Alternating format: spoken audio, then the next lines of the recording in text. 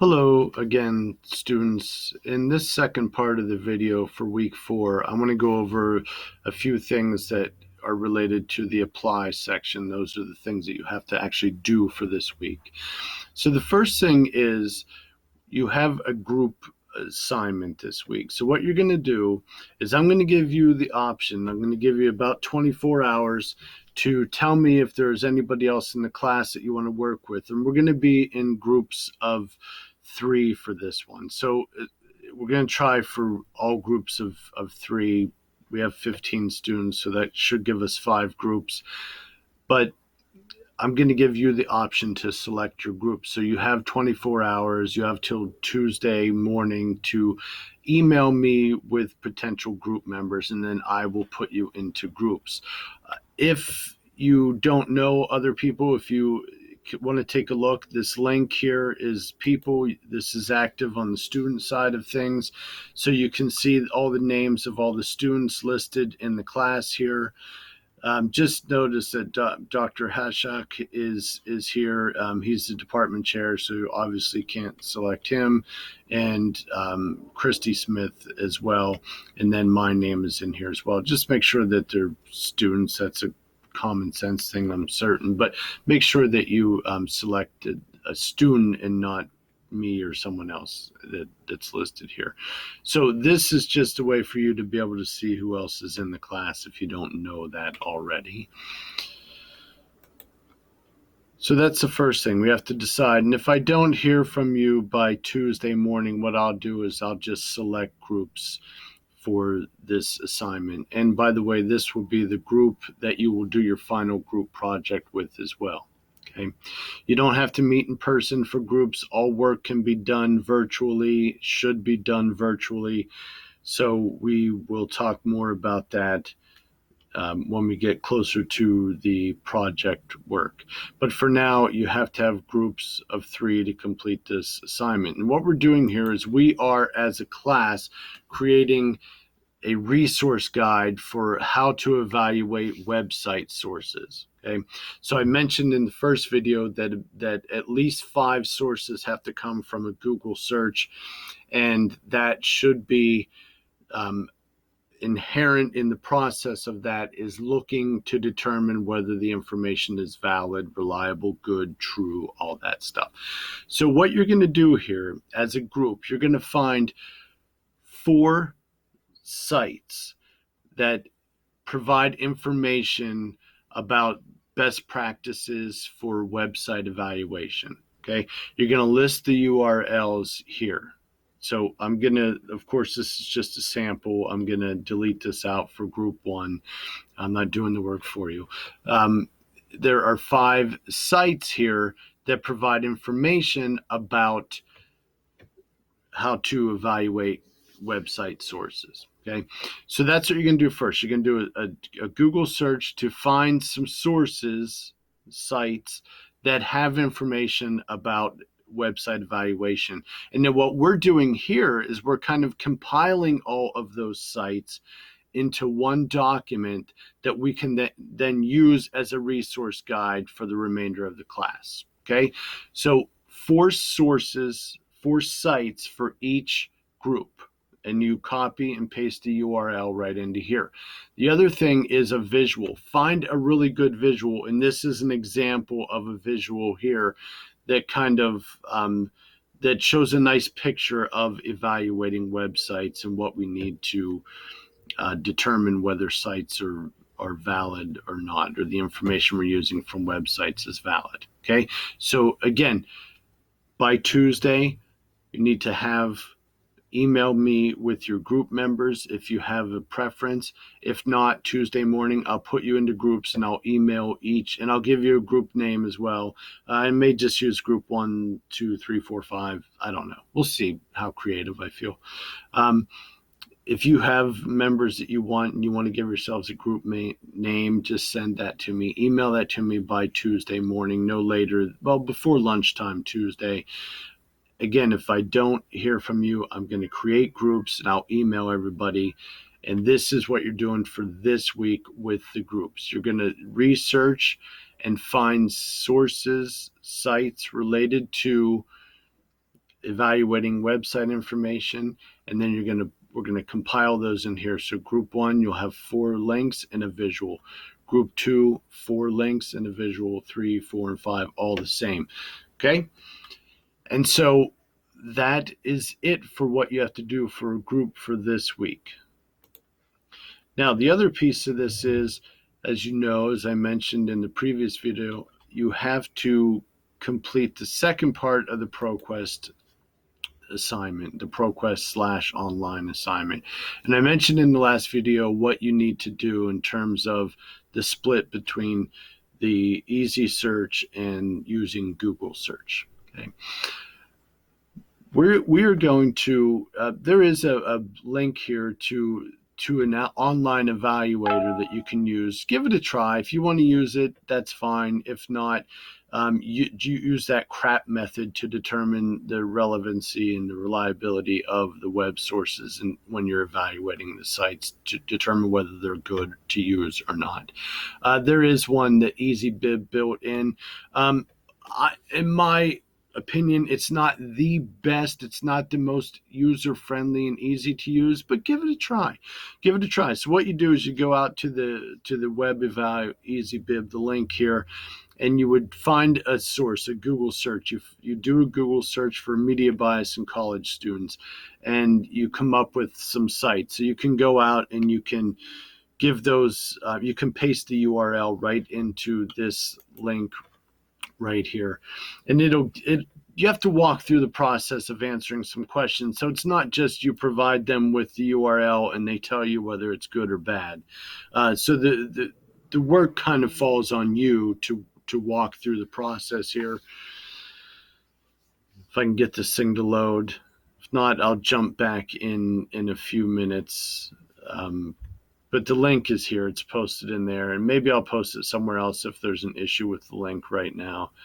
Let me come back to that. Okay, so there's that.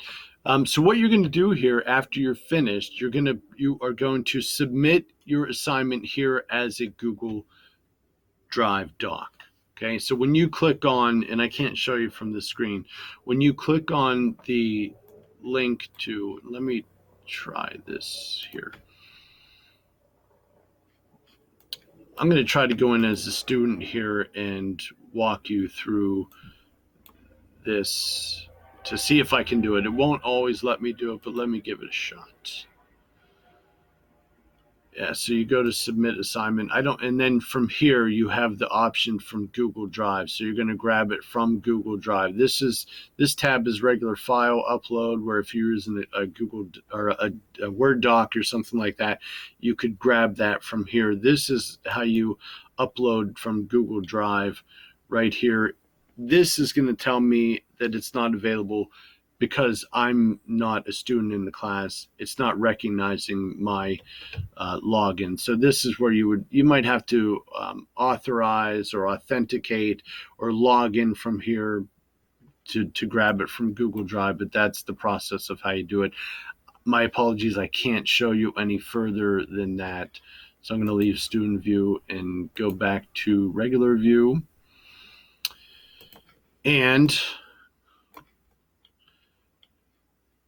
I'm going to now I'm going to open a new Google Doc,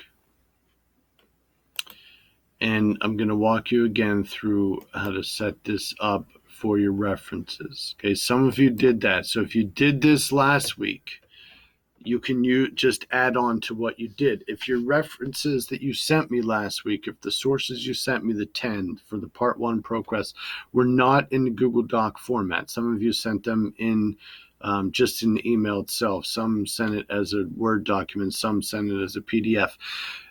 Put it into a Google Doc, okay?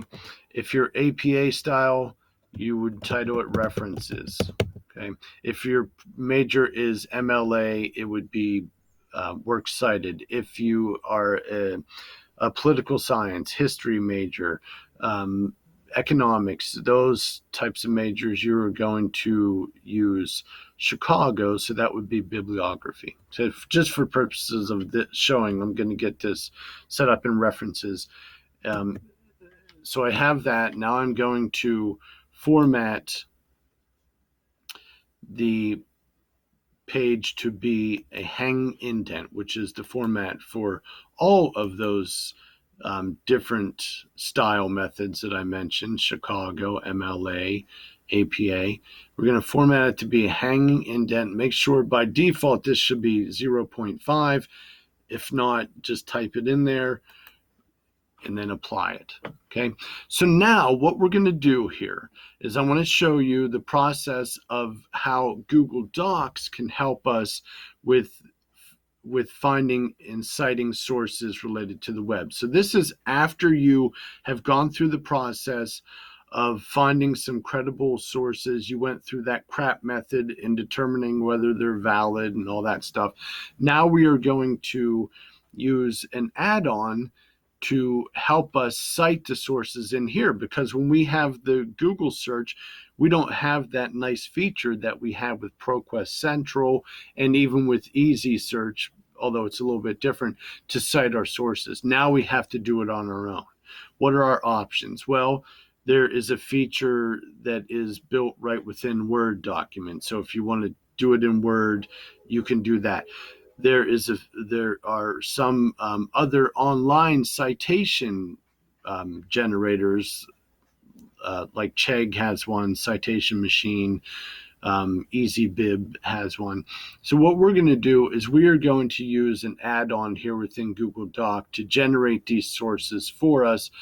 Again, we just have to have the URLs, and then we come in here if you don't have EasyBib Creator, you have to go to, like you did last week, get add-ons, find EasyBib, add it, and then once you have it, you're going to come in here and do the manage bibliography. Okay, but before I do that, I want to show one other feature here, and that is this option to use the Explore, and it's down here. So here's the Explore button, and this is a search feature built right within Google Docs. Okay, so I'm going to search. I'm going to search for media bias and college students. And I'm sticking with that example just because that's the one I started from early on showing. And you notice what pops in here. See, there's a web. This kind of looks like a mini Google search. Okay, so what I'm going to do, and again, this is after you have all of your sources, or you can use this to go through and kind of do your initial search and then apply the CRAP method to determine whether it's valid or not. This is a way to search right within Google Docs. So here I have some sources. So what I can do here is, you know what, I like this source. I want to cite this one. Okay, so I'm going to cite this source here. Okay, you can do that right within here, but it's only going to do it and create footnotes for you. So we don't want to do that. So what I'm going to do is open this up. Oh, you know what? I like this site. I want to use this one as one of my sources. So I'm now going to go through the process of citing this source according to whatever style that I have. So I'm going to grab this URL. I'm going to copy it. Okay. I'm going to go back to my Word or to my Google Doc. And now I'm going to close this piece out right here. And I'm going to go to the add-on, EasyBib, manage bibliography. And now you'll notice that a window pops up over here. I'm going to select, by default, it's on book. I'm going to select website. I have the URL that I grabbed. I'm going to change this from book to website. And I'm going to change this style from MLA to APA. Now what I'm going to do is paste in my web URL here and click search. And then what happens is it's going out, it's finding the source based on the URL that I gave it. But just always double check. So is this actually what I had? I know it's EdSurge. I know that's the title. So I am going to select that one. I'm saying yes, that is the source. That is the source. Okay. All right, it's loading here. Again, it's just running a little bit slow. So here it is. Here's the source. And what I'm going to do is click on, I have to clean this up a little bit first. When you're using this feature, by the way, it will put it into, it'll add the bibliography to the doc. So here I'm adding it, but it also adds the reference heading, and it sets it up for you in the format that is the hang indent. Now, my suggestion for this, and you don't have to do it this way, but I found it previously, it seems to work a little bit better. If you go to the bottom of your your first submission, if you didn't put it in Google Docs, make sure you get it set up in Google Docs. After you have your 10 sources from the Part 1 ProQuest, at the end of the very last source, if you hit enter and then insert a page break. So you can do that by doing the control enter, or you can do insert a page break from up above. I'm going to move this back over here now. And then you have a new page, and that's where you can start including your sources from this piece.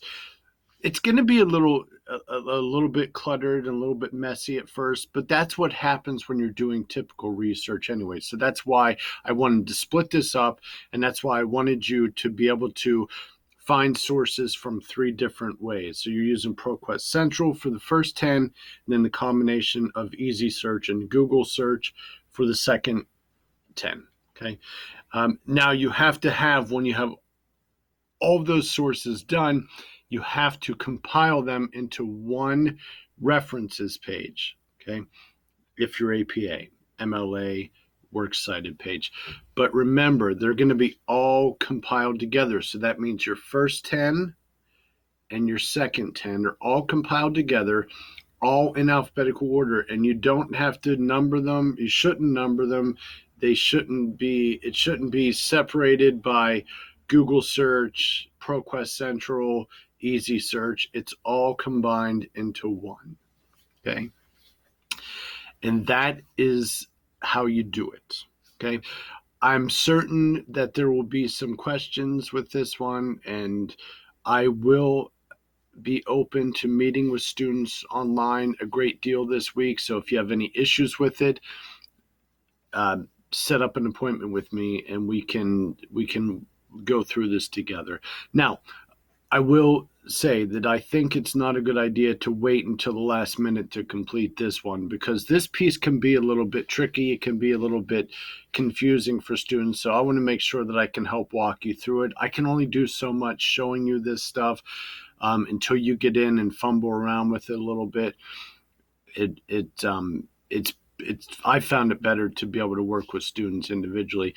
If you want to work with me within your groups, we can set up a time to meet within your group as well. This isn't a group piece, but if that makes it easier for you for whatever reason, we can do that as well.